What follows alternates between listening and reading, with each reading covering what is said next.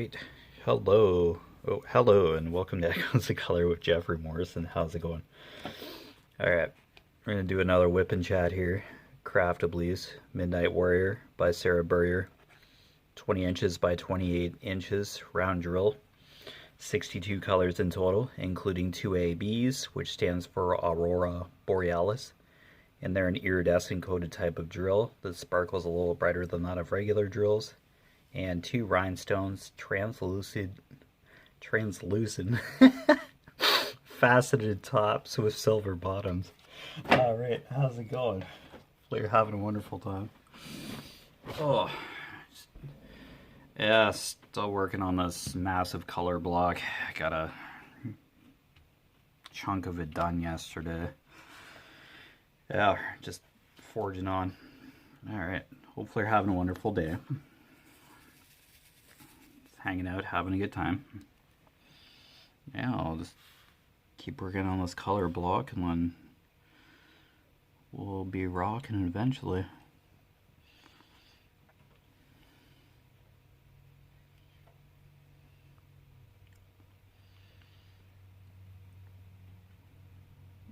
Yeah, I'm really enjoying this 5th volume of The Expanse.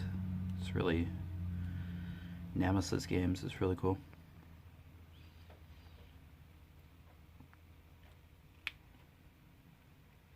Yeah, except in the 5th volume, Earth is like decimated by like 3 asteroids or whatever. So, yeah. Yikes. Yeah, this is based way in the future, science fiction. Yeah.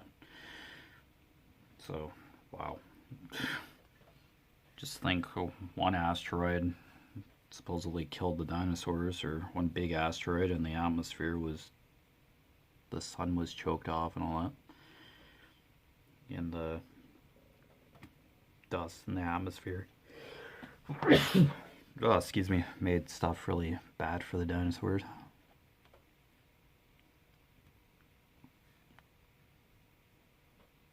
And tectonic plates shifting. Yeah, that's why there are dinosaur fossils everywhere, scattered. Where the tectonic plates finally settled, all the continents formed.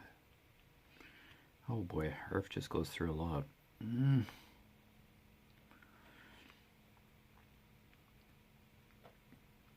But yeah, some sort of conspiracy about ships missing, and then this proto-molecule that's been carrying out throughout the whole series thus far that's created all the conflict. Yeah, a sample of it has been stolen by somebody, and that could create big trouble. Like, this is the same organism or molecule that assembled a wormhole or a portal. Yeah, we'll say a Stargate kind of thing. And transported itself throughout the galaxy. Yeah, this proto-molecule is like a organic AI, artificial intelligence. And yeah, it's not something you mess with.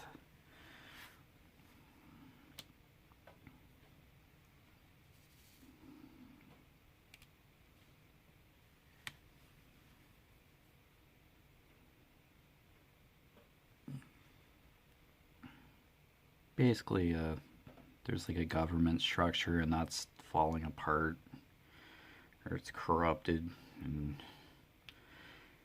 yeah, main characters are trying to figure out what's going on, and the conspiracy is unfolding. Ships are disappearing,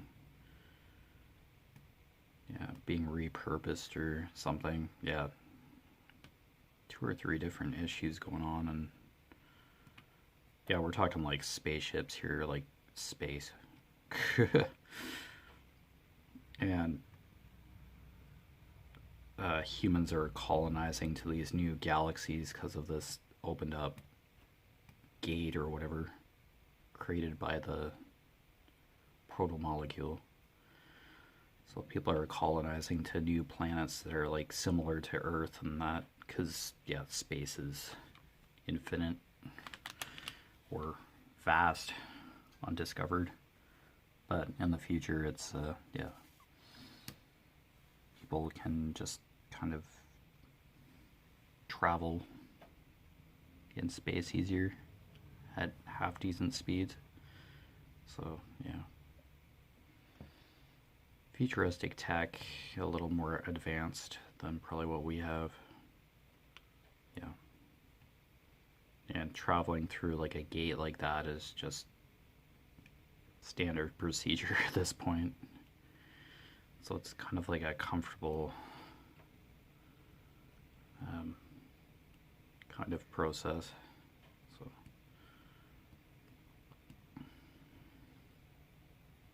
yeah, this is only the 5th book out of 9. Yeah, the 9th volume kind of ends it somehow. Ends the story somehow. But yeah, that's what you call space opera. Drawn out conflicts, huge characters. Yeah. You could say that's Dune as well. Yeah, space opera kind of thing. I haven't read any of Dune, but I do have the original book and a few of the other books. Yeah, I was always kind of interested in it, so probably read that sometime. Yeah, we'll see. Yeah, this is the reading on the treadmill thing. Just pick up a book and read it for a certain amount of time after supper usually, or at a point during the day. That's how I can focus and read a book without being distracted. I'm walking in place, getting my walking challenge distances every day. If I'm at work, yeah, I walk at work because I'm basically on my feet for nearly 12 hours a day and walking from to and from where I need to go on the factory floor. So yeah, that's how I get my steps in if I'm at work for 12 hours. Yeah, I sit down for breaks and stuff, but yeah. So the Conqueror and Pacer challenges are probably a natural choice for me. Yeah, so they fit my lifestyle.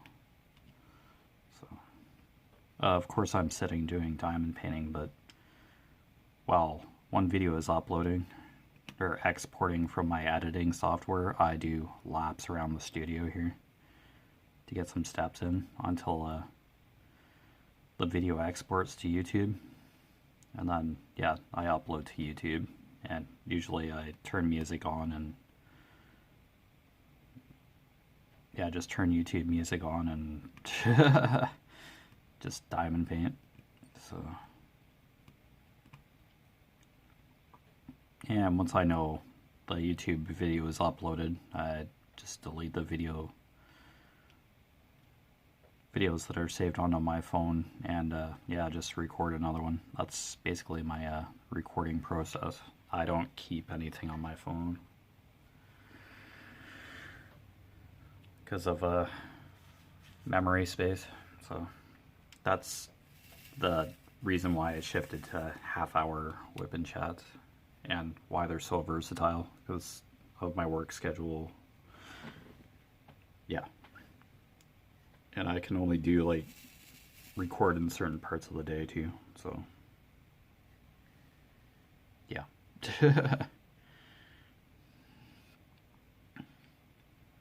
Oh well, all good though. So yeah, my minimum steps per day is like 10,000. That seems like a lot some days. I usually cut it pretty close to midnight when I'm on nights. Just kind of have to walk that little bit, do a couple laps, at work while waiting for product to fill the blender at work, like egg powder, that is. Yeah, so sometimes I empty the blender after boxing off, so I have to wait a little bit to get product again, so I can just walk around in my department to get the steps in. So that's great on night shift. Day shift, yeah, it's a little more awkward. Night shift, I know that I'm basically like, there are less people on night shift, but on weekends, on nights, yeah, I just have a radio on me and I just radio the other side every hour just for safety checks. So, but other than that, I'm on my own on the edible side of the building. So yeah, so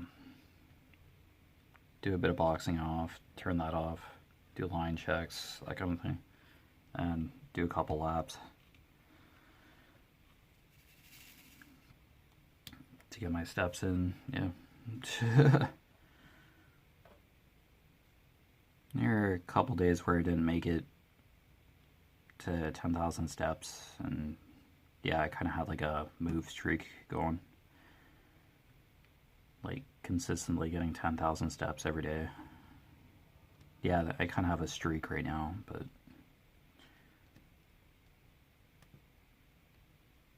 yeah, 6 or 7 kilometers a day. There's the odd day where I do like 10 kilometers.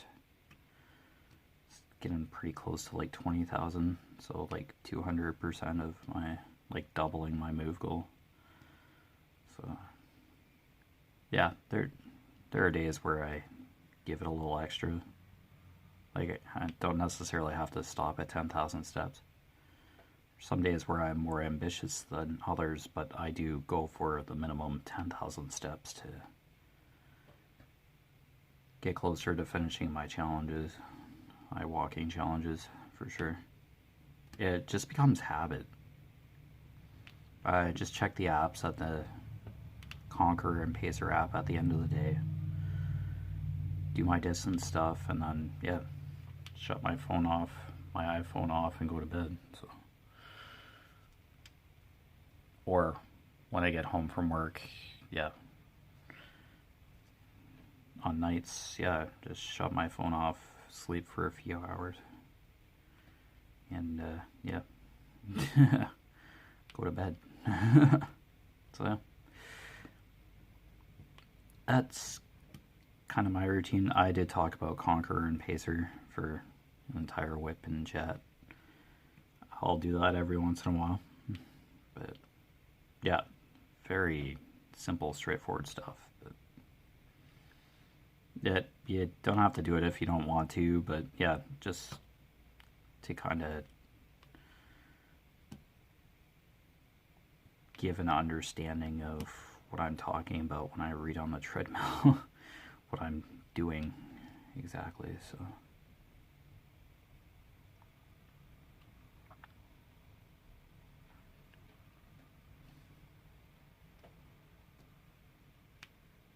I don't know, yeah, that's just routine, and it's kind of a hobby too. It's kind of like an experience bar every day in like a video game. You gain experience. You fill a progress gauge.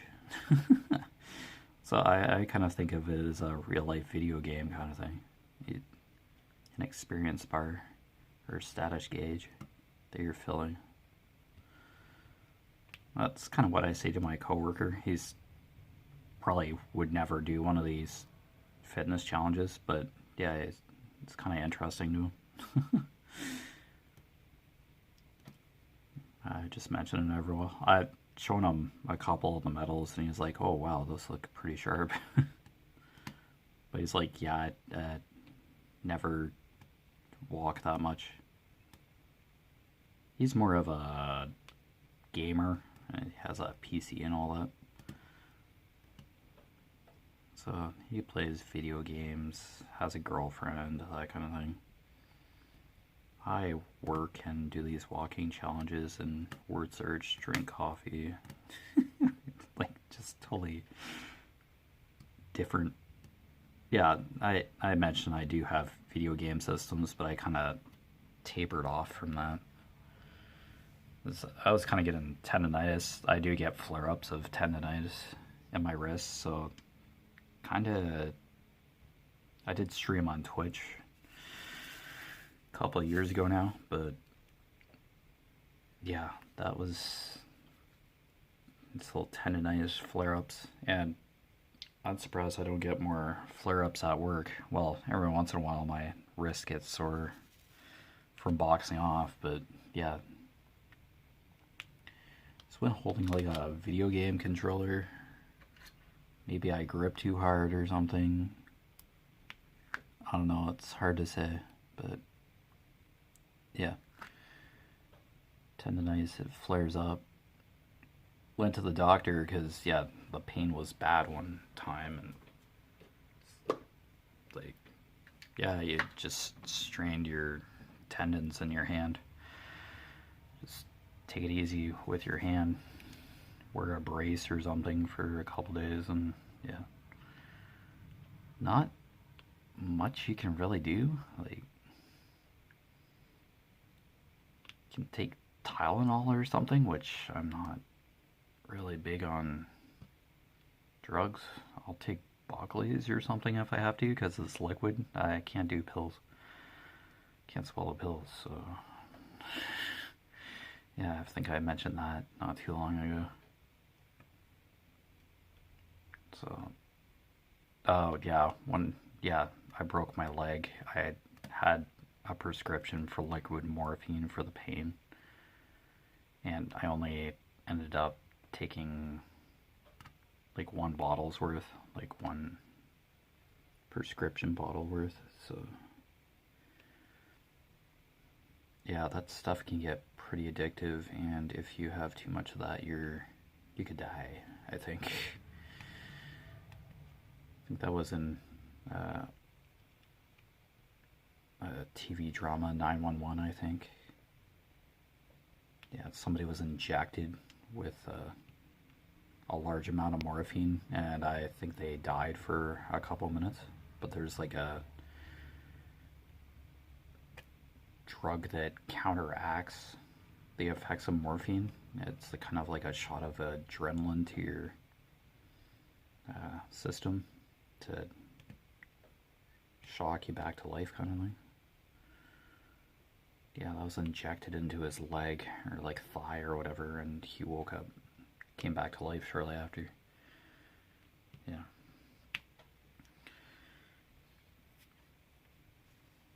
Yeah, that episode was PVR'd or something, so Mom was watching it. I had only seen like parts of it, but yeah, I seen that scene. So I don't know any of the characters' names or anything. I was sitting there for a bit after supper or something a couple nights ago. I watch these things on and off. I don't completely know what's going on in all these shows, so I watch snippets. Oh, excuse me. So, yeah. Don't count on me to spoil TV shows like Game of Thrones was getting spoiled. Oh, did you see the episode of Game of Thrones last night? This happened and this happened. It's like, I haven't even watched any of it. I was never invested in Game of Thrones, like, when it was on. Like, yeah. But, yeah, I think there were people who were, like, devoted to that show. They just got together on the night that it was on, groups of people, and they just had Game of Thrones nights or something. I think it was like a really big cultural interesting thing. Yeah, that was pre-COVID for sure. But yeah. And then people were disappointed with the final season. Because at that point, the final book, or Game of Thrones is based on a series of books by somebody. I forget his name right now. Sorry. But yeah. They're high fantasy. It's a high fantasy series.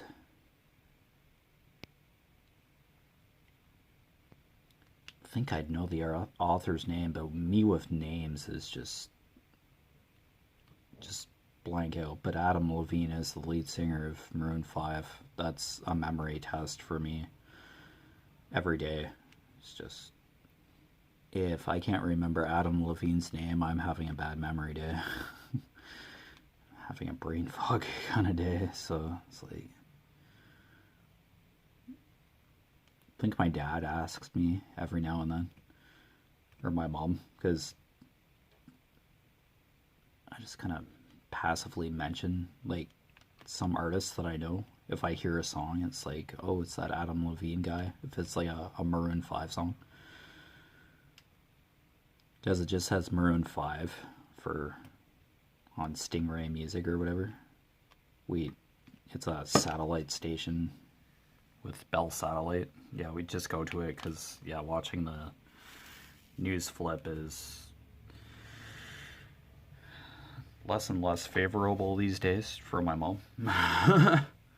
Watch like maybe a news, like a cycle on CP24 to get news, and if it gets a little too depressing, we're going to the music channel, and it stays on the music channel for a good chunk of the day.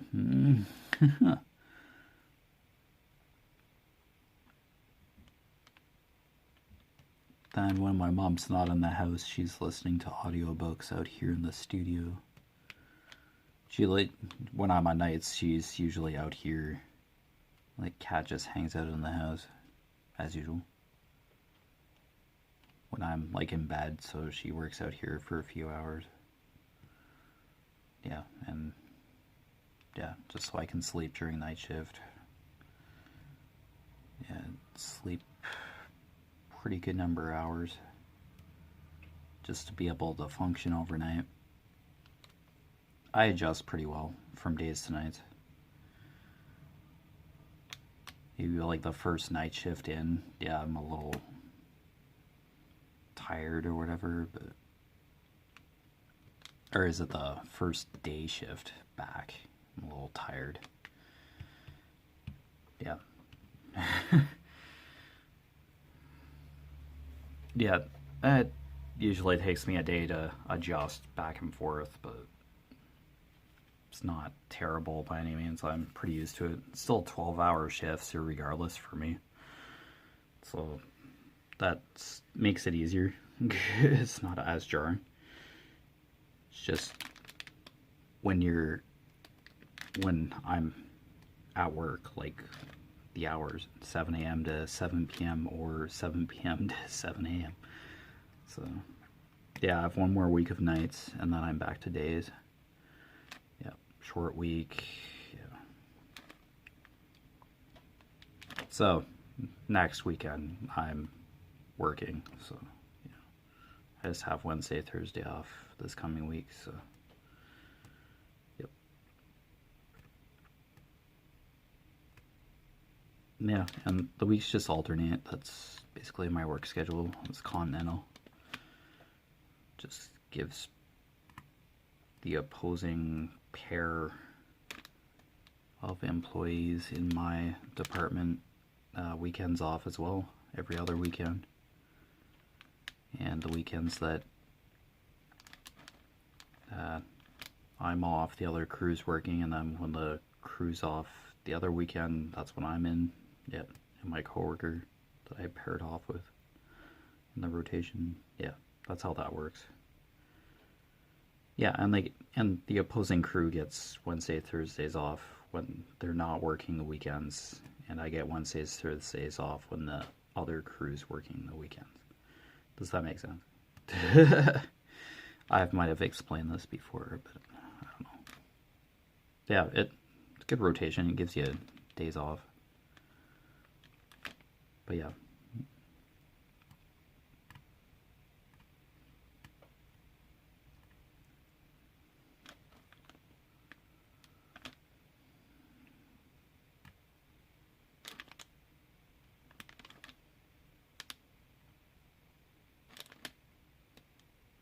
Yeah, the plant's almost like 24/7 kind of thing. Yeah, except for certain holidays, like Christmas, yeah, closed. Yeah, try to close, but yeah, it basically tries to be 24/7 kind of facility. For my department, anyway.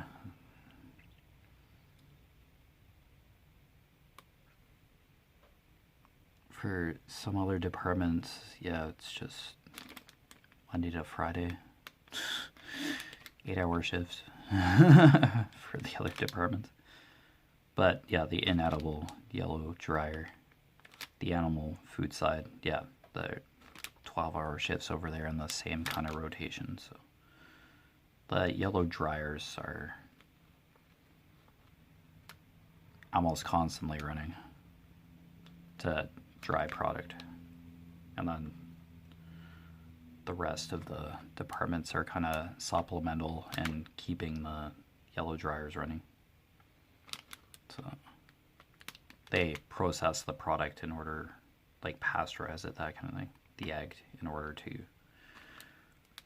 for the yellow dryers to be able to dry it for either human consumption or animal consumption. So yeah. Basically keeping the place going. Once I work 12 hours. There have been some instances with staff shortages in the other departments where another department had to work 12 hours just to be able to run. But yeah. Otherwise, there are 8-hour shifts for every other department, really. So, all good. I'd rather work the 12-hour shifts because working like 5/8 for like an entire week just to get 40 hours, yeah, I'm used to 12-hour shifts, so that does not bother me. I know I have to work, so it's just kind of the mentality.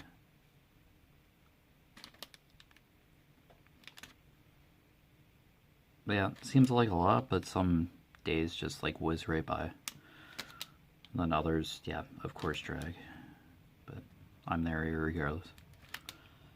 So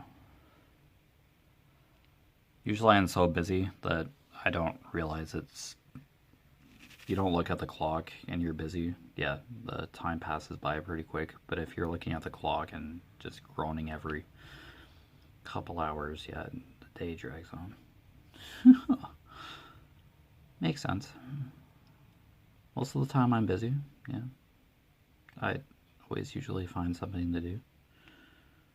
But yeah, that 15 minutes or so just walking to get my steps, it makes a huge difference. Get those fitness goals. But yeah, I do a good chunk of work first before I get too involved with the walking stuff. Yeah, but I'm on my feet a lot. But anyway, you've been watching Echoes of Color with Jeffery Morrison. Down below in the description, I put my Facebook profile name, my Echoes of Color Facebook business page. It's really just a website within Facebook, yeah. And my Instagram, all three, yeah, I list down below in the description.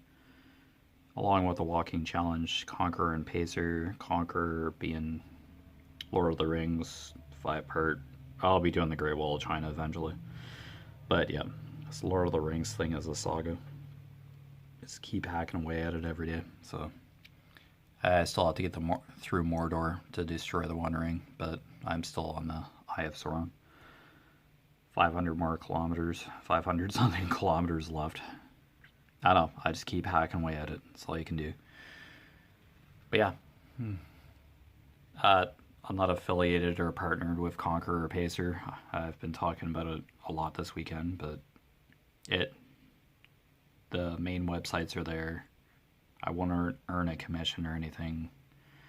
I don't have any promo codes, but it's just information for you to look at if you're interested in any of that. So, yeah. Other than that, take care. All the best with your crafting endeavors / hobbies. Thank you for the support. Feel free to leave any comments. I generally try to get back to you as soon as I can. I do get notified if comments left on any of the videos, so yep. But yeah, other than that, continue to have a great weekend or a great day. And I'll see you again soon. Bye.